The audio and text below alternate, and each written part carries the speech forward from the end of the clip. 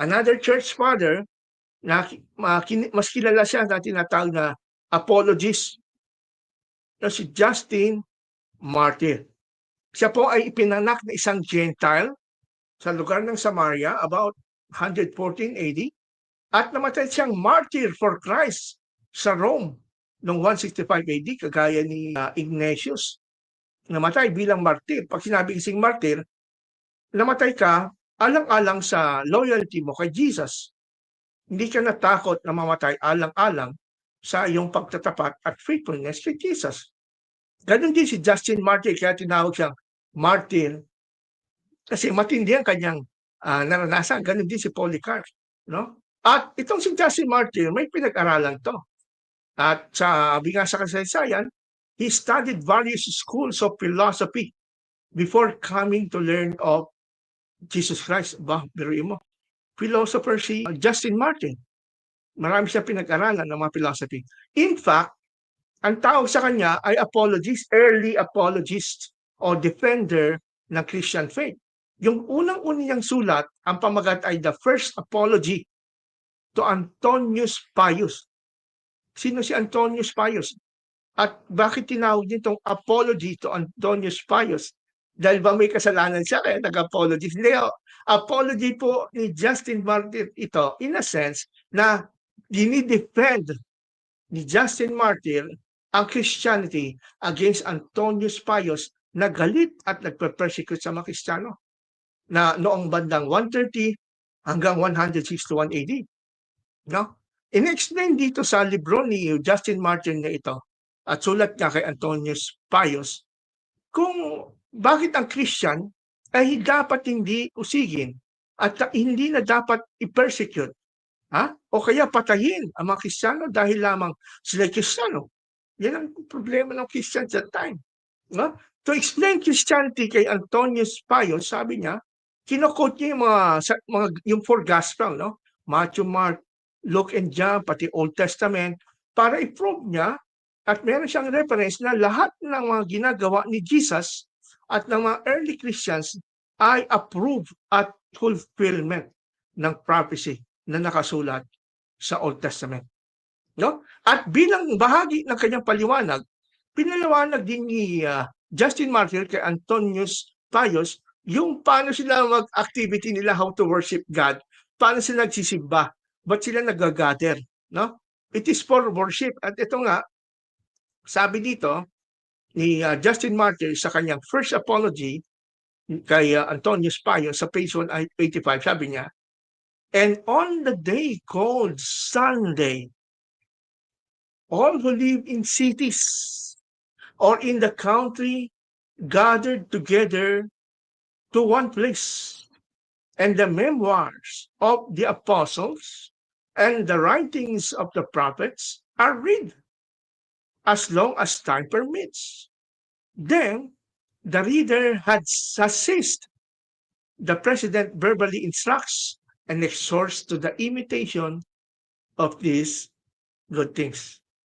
Itong depensa ni Justin Martyr, bakit nagtitipon ang mga Kristiyano sa along the cities sa iba't ibang dako ng Roman Empire. Dito makikita natin mga kaibigan, mga Seventh-day Adventists, na hindi na po sabat ang gathering ng majority of Christians during the time ni Justin Martyr sa time niya. Sabi nga niya, sa araw na tinatawag na Sunday, lahat sa mga cities at sa mga bansa, nagagather sila sa isang lugar at pinag-aaralan nila ang mga turo ng mga apostol at mga sulat ng mga prophet sa Old Testament, binabasa. At pagkatapos basahin, yung pinaka-presider dun sa church ngayon, siya naman ang nagbibigay ng application sa mga writings nito. Hindi pa ba, Brother Toto, napakaliwanag na ebidensya yan? Na ang mga Christians hindi na nagsasabat noon, kundi Sunday na ang kanilang gathering. In fact, all who live in the cities, kumbaga, it is a popular practice na ng mga Christians. No? During the early part of the first century, and the middle of the 2nd century, hindi na sila nagsasabat. Ngayon, kung ikaw ay isang Adventist at hindi pamilya sa ganito, writing sa Church Father, maguguluhan ka, magkakaroon ka ng cognitive dissonance kasi bakit iba ito sa aking mapapakinggan sa mga Seventh-day Adventist na nagpapatuloy na Sabbath keepers, ang mga Gentiles sa iba-ibang church noon sa panahon ang pangamatay ng apostol. Kasi nga po, diyan kayo sinanay ng mga layman ninyo at mga leaders ninyo para po tumibay yung paniniwala sa Sabbath. Hindi po balance yung ganyang pag-aaral, Brother Toto. Delikado yan. Mga kaibigan, uulitin natin na ito si Justin Martyr ay namatay na nagtatapat sa Panginoon. Hindi siya heretic. Hindi siya isang erehes na tinatawag. Siya po ay isang mananampalataya. At in fact, pinaliwanag pa niya sa isang sulat niya dito sa page 185 kung bakit Sunday ang pinili nilang pagsamba. Hindi Sabbath. Sabi niya dito sa The First Apology of Justin, but Sunday is the day on which we hold our common assembly, because it is the first day on which God, having wrought a change in the darkness and matter, and made the world, and Jesus Christ, our Savior, on the same day, which is Sunday, rose from the dead.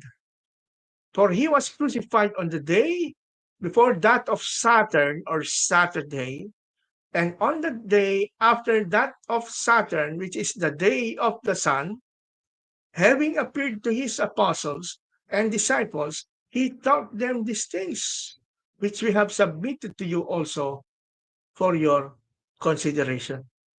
Pinaliwanag uli, dinefend ni Justin Martyr na yung kanilang order of worship every Sunday, common assembly na mga Christian, ay Sunday. At dahil pinili nila Sunday, dahil ito yung araw na si Jesus Christ ay nabuhay sa mga patay. No? At siya na-crucified sa araw before the Saturn, ang tawag niya, Saturn. Tapos, or Saturday. At yung day after the Saturn, day of the sun, which is Sunday, yun daw ang nagpakita siya sa mga apostol. Naalala ko yung mga sinasabi ng mga defender ng Adventist dito, yung mga scholars nila. Dito daw nagpapatunay na itong si Justin Martyr ay may pagkapagano pa at sun worshipper.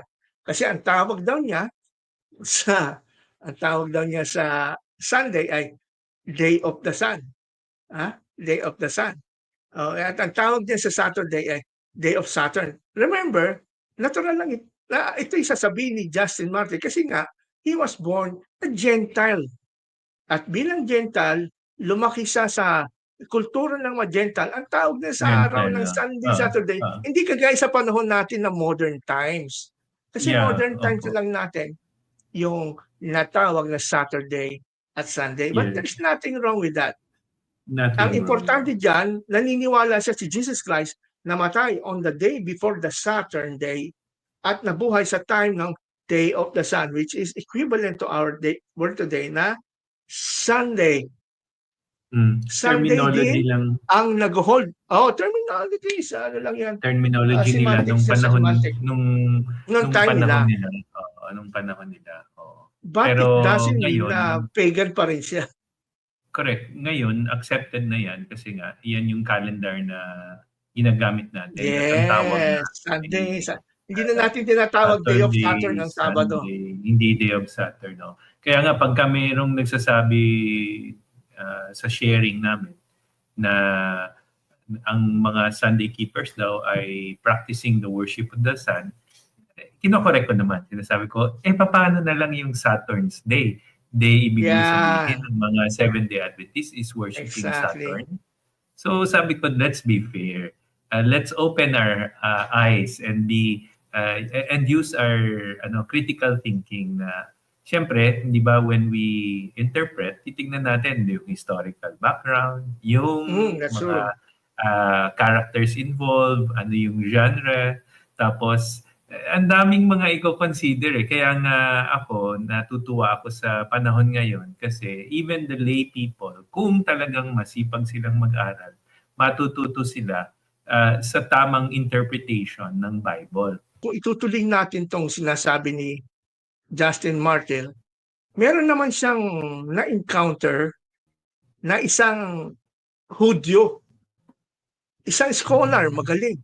Ang pangalan nitong Hudyo nito ay si Trypho. Trypho. Ang itong si Trypho ay nakipag-dialogue dito kay Justin Martyr. Kasi si Justin Martyr nga ay apologist. And he want to defend the gospel, he want to defend the new covenant, he want to defend na tayo nabubuhay na kay Kristo, wala na tayo sa old covenant with the Sabbath. Maganda naman kanilang usapan. Nandito yan sa libro na sinulat niya na Dialogue with Trypho. Okay? Maganda yung conversation nila, very educational. At in-encourage ko ang sino mga Adventist na you can download this book, you can buy this in the bookstore.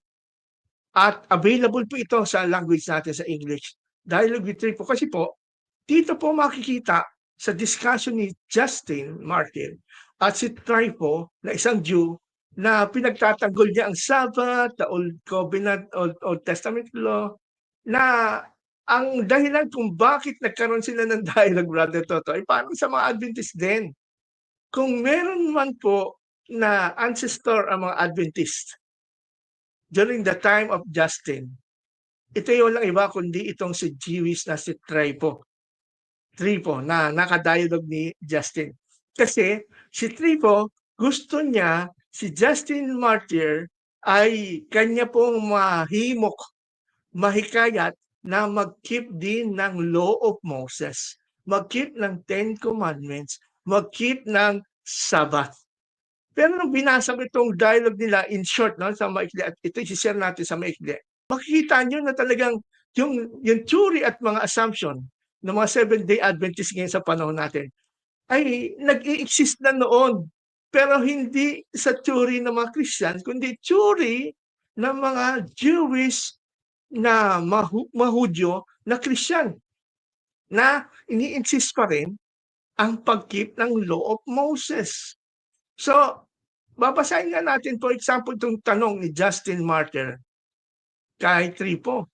Ang tanong niya, dun sa Dialogue with Trypho, chapter 10, page 199, sabi ni Justin, is there any other matter, my friends, in which we are blamed than this, that we live not after the law, and are not circumcised in the flesh, as your forefathers were, and do not observe the Sabbath as you do? Meron ba bang, sabi niya kay Trypho, sabi ni Justin, meron ba bang ibang bagay na sa tingin mo dapat kaming sisihin? Ha? Dahil sa hindi kami, dapat ba kaming sisihin? Dapat ba kaming i-condemn? Dahil ayaw na namin sa law, hindi na kami nakikip ng law, hindi na kami nagpapatuloy sa aming laman gaya ng mga ninuno nyo, at hindi na kami nag-observe ng Sabbath. Dito pala malinaw na alam natin na ang mga Christians dying. They are Sunday worshipers at hindi na nag-observe ng Sabbath. Yan ang tanong niya kay Trypho. No? Ngayon ang nangyayari, ang sagot ni Trypho, isang Jewish scholar, nakadialogue ni Justin. Sabi niya, moreover, Justin, I am aware that your precepts in the so-called gospel are so wonderful and so great that I suspect no one can keep them, for I have carefully read of them.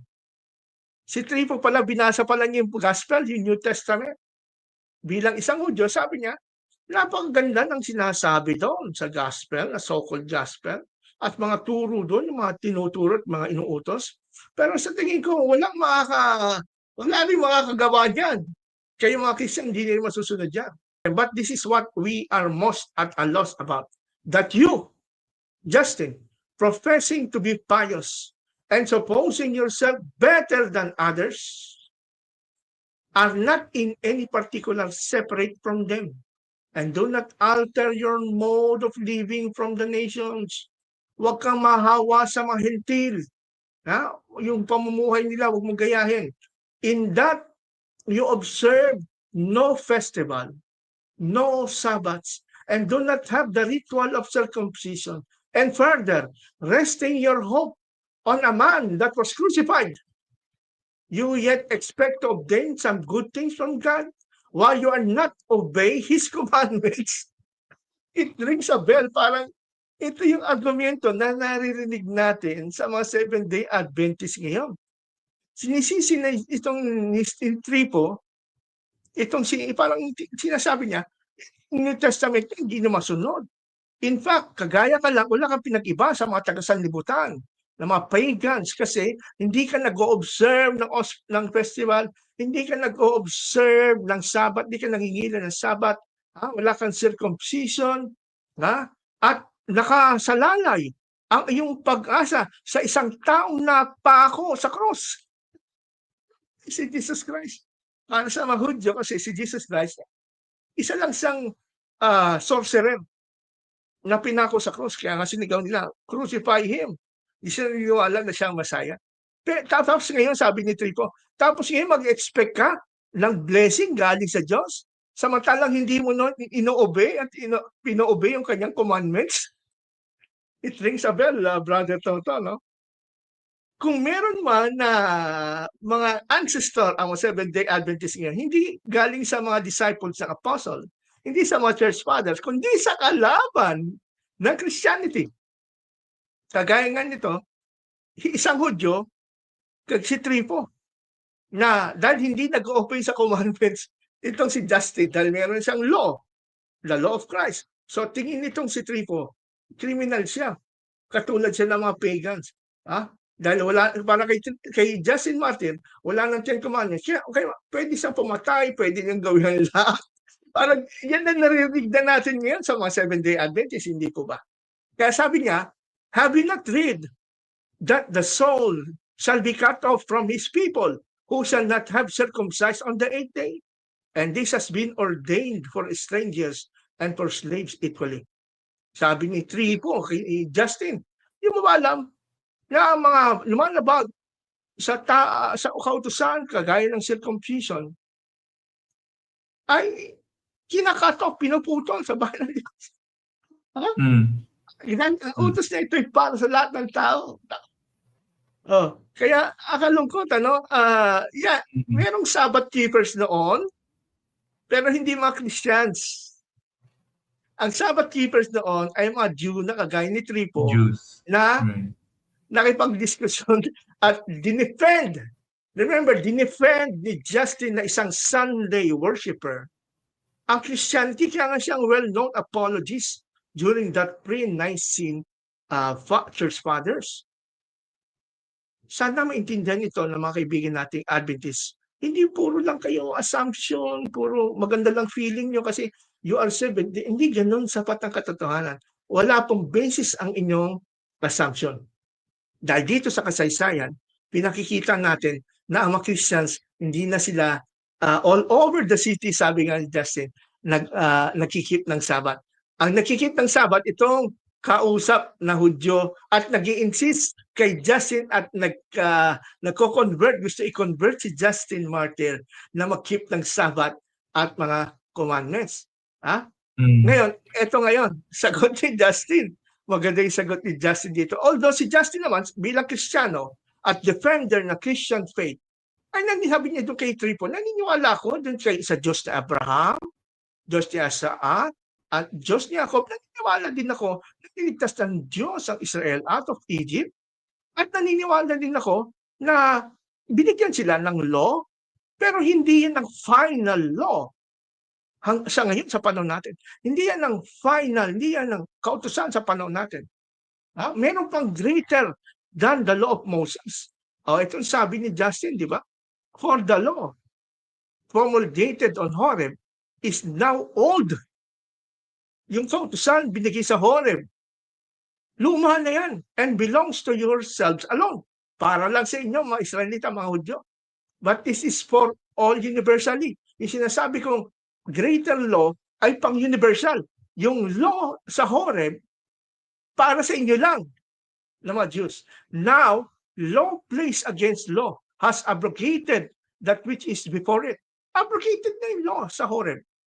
and the covenant which comes after in like manner has put an end to the previous one, yung kautusan sa Horeb, and eternal and final law, namely Christ, has been given to us, and covenant is trustworthy, after which there shall be no law, no commandment, no ordinance. Yan ang sabi niya sa ni Justin Martin. Ito rin ang ating paninindigan ngayon, di ba, Brother Toto?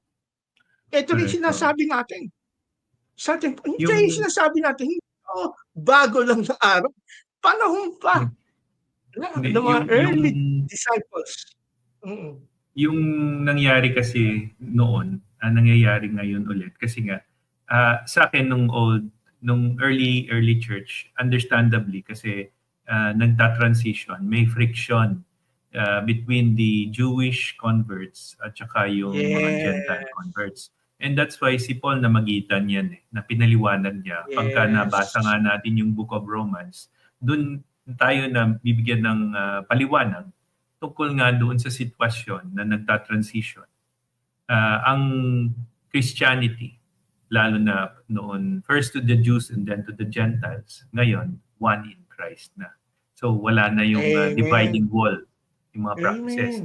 Ngayon, pag dinuktong mo yung Romans at saka yung epistle ni Paul sa Romans at saka yung epistle niya sa Galatians, lalong lilinaw.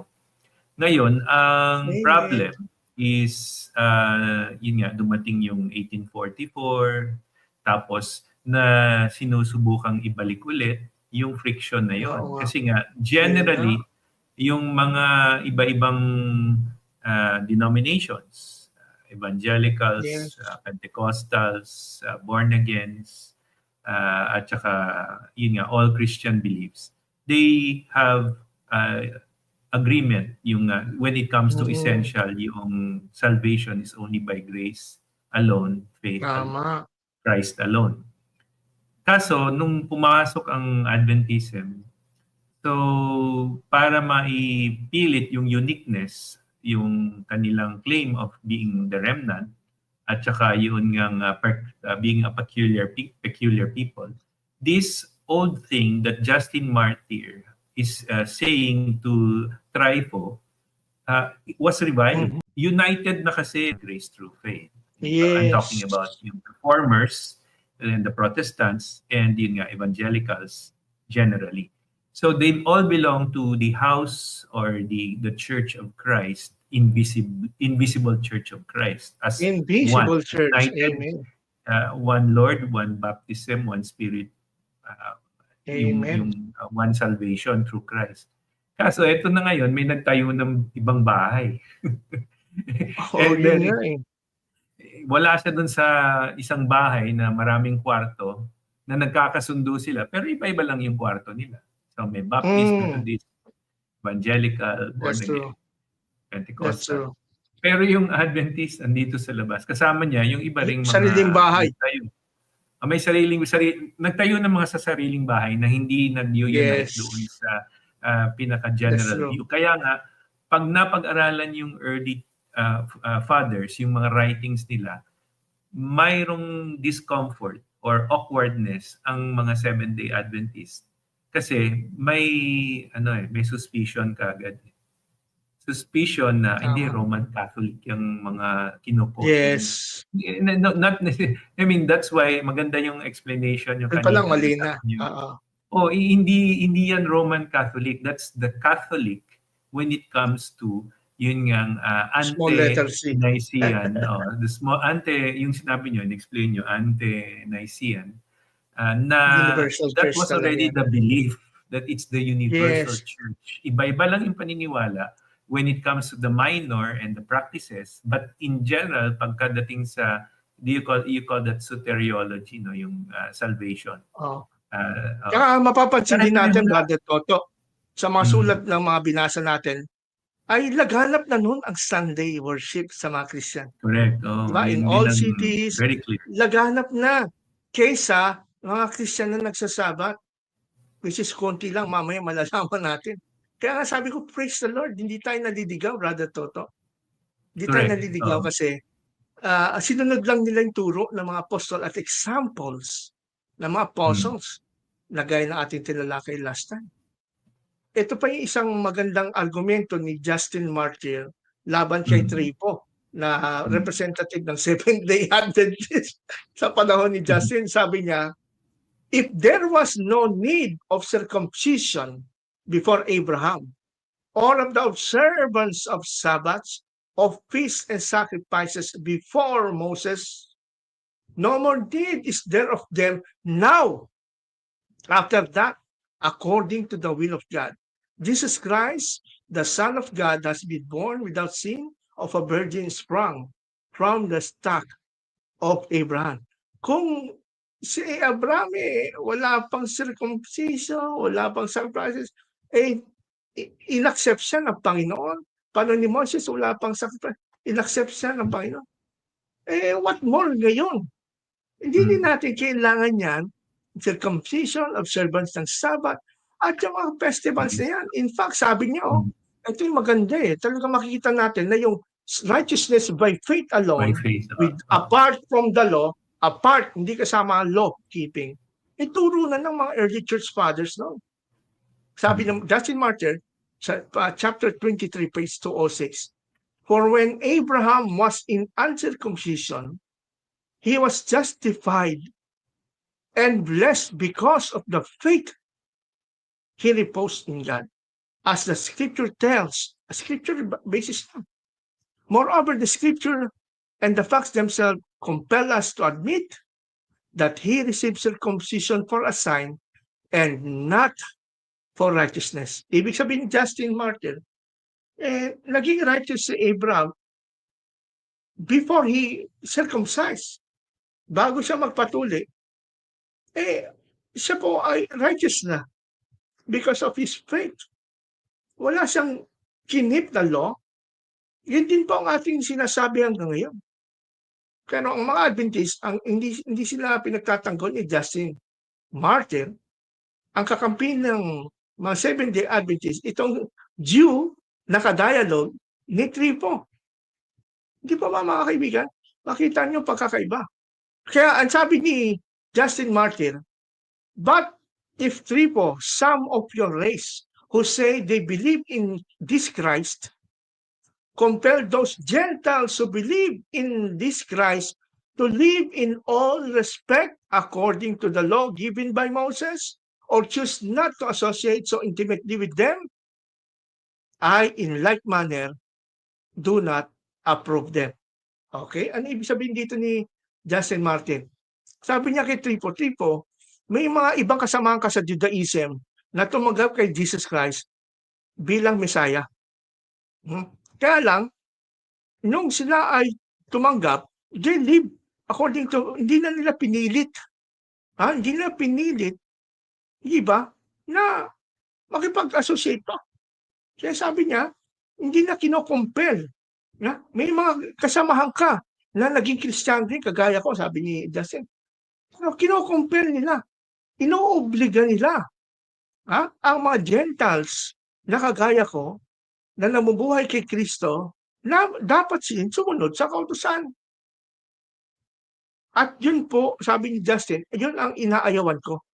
Yung mga Hudyo na pinipilit pa ang mga Gentiles na mag-keep ng Sabat o ng kautusan. Ibig lang sabihin yan, ang pagkikip ng Sabat noong panahon ni Justin Martyr na defender ng Christian faith, hindi po obligado sa mga Gentiles na kagaya natin. Kung mayroong mga Jews na nag-keep ng Sabat that time, hinahayaan lang ni Justin Martyr. In fact, papakita ko sa inyo ngayon na para kay Justin Martyr, meron palang sa panahon ni Justin Martyr, ang mga Jewish Christians, divided sila. Yung mga Christians during the time of Justin Martyr, divided sila into 4 main groups. Hindi kagaya ng mga assumption ng Seventh-day Adventist, ang mga Christians nung time na after 2nd century, after 1st century, uniform, all are Sabbath keeper. Universally, all Christians are Sabbath. No, nasa guni-guni lang po ninyo yun. Huwag naman po tayong ganyan. Hindi po maganda po yan. Hindi po kayo faithful witness ng Panginoon. Ito po, ang 4 na uri ng mga Kristiyano during the time of Justin ayon sa kanyang paliwanag. Number one, some Jewish Christians continued to circumcise their sons and follow the Jewish law, including the Sabbath. However, they were still happy to be part of the same Christian community as non-Jewish believers who didn't follow these practices. Meron pala, Brother Toto, sa panahon ni Justin Martyr, mga Jewish Christian, patuloy pa rin sila nagtutuli ng mga anak nila, nagsasabat sila, pati ibang mga Jewish ceremonial law, pero nakiki-associate sila sa Christian church na mga Gentiles na hindi na nag-observe ng Sabbath. Pero sabi niya, walang problema sa kanila. Kumbaga mga liberal na Jews to. They do not judge the Gentiles na mga church member nila sa church na, uy, dapat kayo mag-Sabbath din. Pero sila, hinahayaan lang sila, mag-practice sila. Pero hindi na inoobliga mga Gentiles. Dapat gano'n mga Sabadista. Sabadista iba eh. Ano yung pangalawa? Ang pangalawang grupo ng mga Christians, sabi dito, other Jewish Christians also circumcise their sons and follow the Jewish law and the Sabbath, but they believe that non-Jewish Christians like the Gentiles absolutely had to do the same and be saved.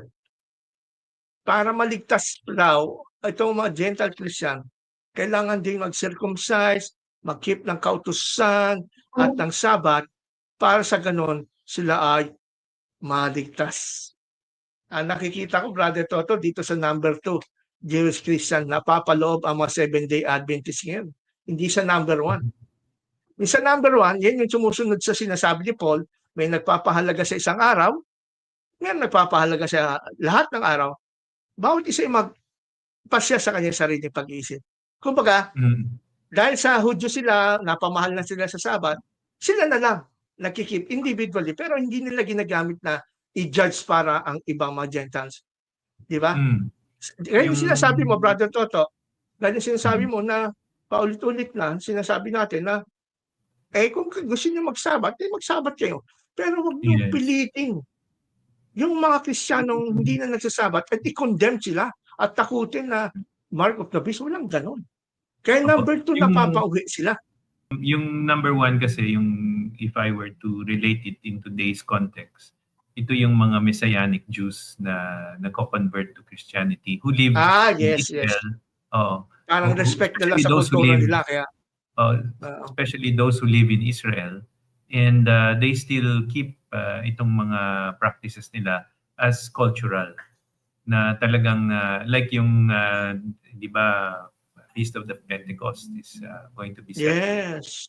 So, na tayo namang mga Christians globally, we actually recognize yung Feast of the Pentecost. Pero it is an inobservance. Hindi tayo, it's not a necessity. So, Not yung nabanggit nyo kanina, we're not Jewish in a way, no? Although we do have a Jewish Messiah. And dito naman on the second type, I do agree na dito nagpo-fall yung mga SDAs. Kasi, yun nga, to them kasi yun nga, yung justification by faith is Saka not... salvation, nakasalalay. It is Saka still the keeping of the 10 Commandments to maintain their salvation. May mga magdi-disagree na mga Adventists sa sinabi kong ito kasi for them, it is by grace through faith alone. Pero in general, yung doctrine ng Adventism is more aligned with itong other Jewish Christians na it is a requirement. Kasi nga, I just recently heard si Walter Bate and he did explain na sabi niya nga, ang nag-fall away daw yung apostasy ang mga Protestants kasi nga, they stopped at righteousness by faith. Yun daw ang gospel. Whereas ang Adventist na ang paniwala is righteousness by faith, but in nga, the investigative judgment is important. And yung ang close of probation plus yun nga, the keeping of the 10 Commandments. Kung may Adventist sa time kung merong mga ancestral Adventist sa time ni Justin Martyr, itong number 2 yun. Pero Yes. ang category nila is considered as mga weak Christian, sabi ni Paul, mga weak, yung hindi matured ang faith at inuobliga pa yung ibang mga Gentiles na mag-keep ng Sabbath na Correct. hindi tama. In fact, may number 3 and 4 pa na ang pangatlong grupo, ito naman yung kagrupo ni Justin Martyr at most non-Gentiles na Christian. Itong faith nila. Justin and most non-Jewish Christians did not get circumcised or follow the Jewish law and the Sabbath. They were okay with Jewish Christians who continued these practices as long as those Jewish Christians didn't demand the same from the non-Jewish believers. However, Justin and his group refused to associate with the second group of the Jewish Christians who insisted that non-Jewish believers must be circumcised and keep the law and Sabbath to be saved. Ito naman mga Gentiles, si Justin Martyr, Gentile Christian, pati yung iba ng mga Gentile Christian. Sa church pala, mas gusto nilang kasama ka-fellowship itong mga Jewish Christian na nakikip ng Sabbath commandment, pero hindi na sila inoobliga at nire-require na gawin din nila ginagawa nila. Mag-Sabbath din sila. Mas gusto daw nilang ka-fellowship yon. No, kahit naman tayo, Brother Toto, hindi tayo pwede makapag-fellowship sa Seventh-day Adventist kasi walang fellowship na mangyayari kasi kasama mo nga sila magsimba sa isang church pero nasa isip niya, naku, mga Sunday keeper, mark of the beast. Ganyan sila. Hindi kayo dapat kasama ganyan. Well, Hindi. yung demeanor nila sa Sunday keepers would be cautious.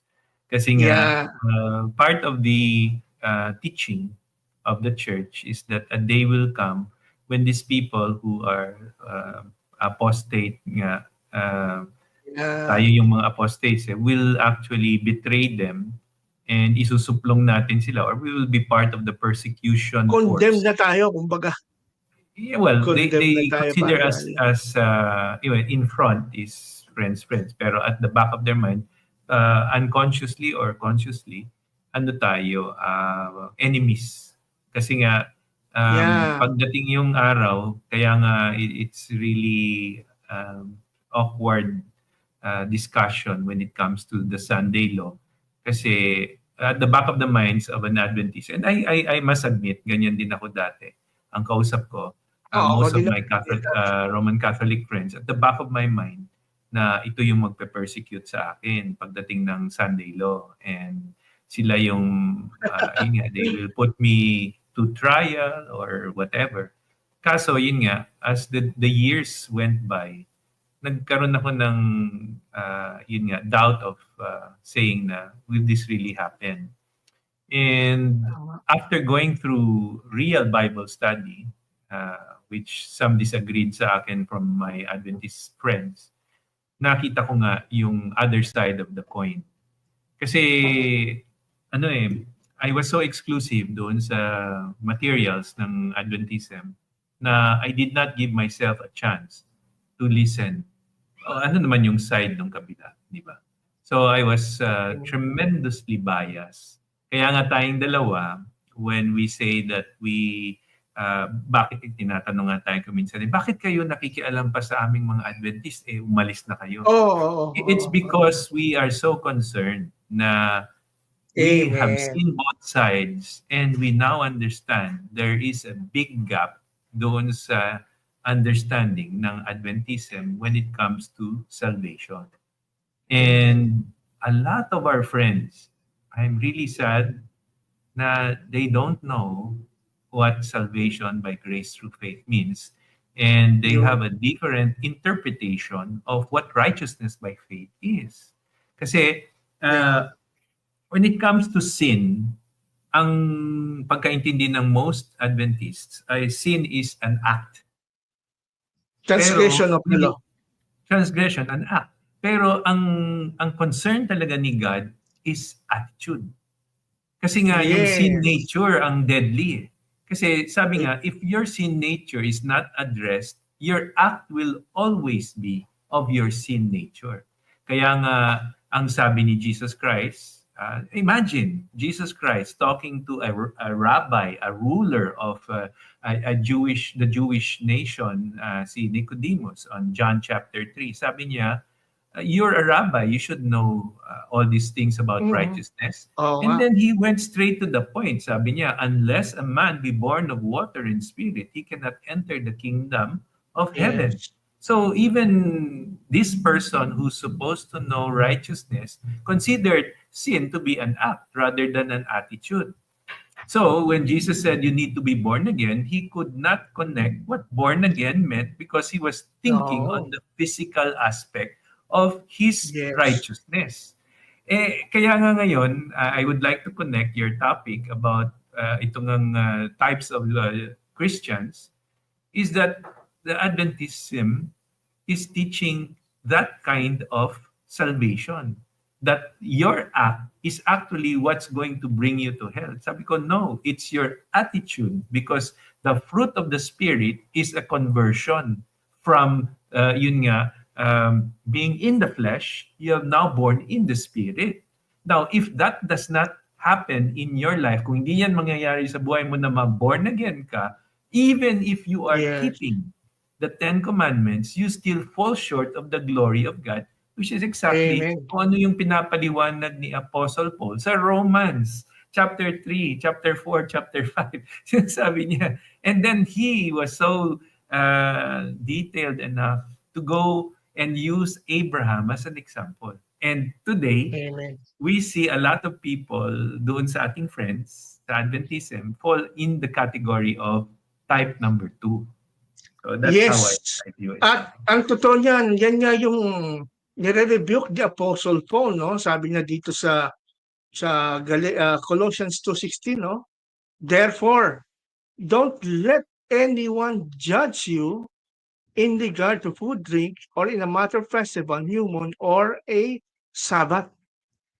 Itong mga Jewish Christian, noong time ni Justin Martyr, na hinihimok pa at gusto pang ipasunod sa Gentile ang Ten Commandments at ang Sabbath, ito yung sinasabi nga ni Paul na huwag niyong hayaan na i-judge kayo tungkol sa Sabbath. Ito yung mga nagja-judge. Ito yung mga Jewish Christian na namimilit pang makip ng Sabbath. Which unfortunately, ganyan ginagawa ng mga Adventists, although hindi naman sila mga Jews, mga Gentile sila. But the same spirit they have.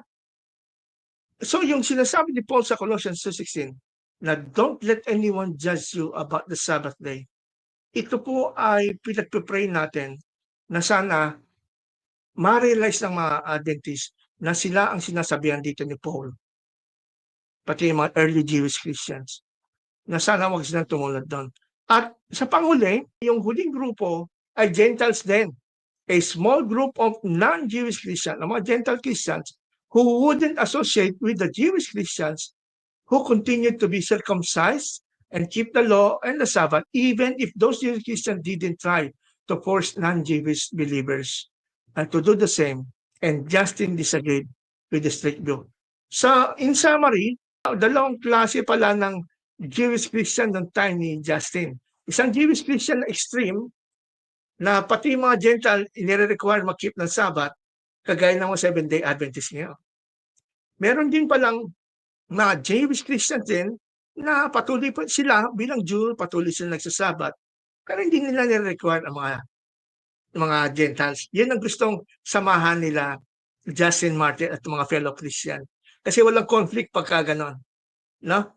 Ngayon, yung panghuli na sinasabi ni Justin, meron mga Gentile Christians naman na kahit na ayaw makipag-associate sa mga Jews, kahit yung mga Jews nito, hindi naman umimilit na magsabat sila. Yun ang ayaw din ni Justin Martyr.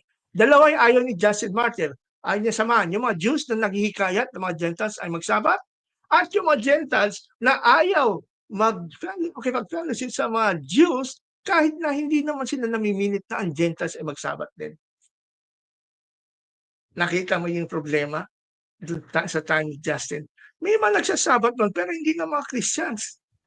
Most of the Christians in all the cities, they keep Sunday.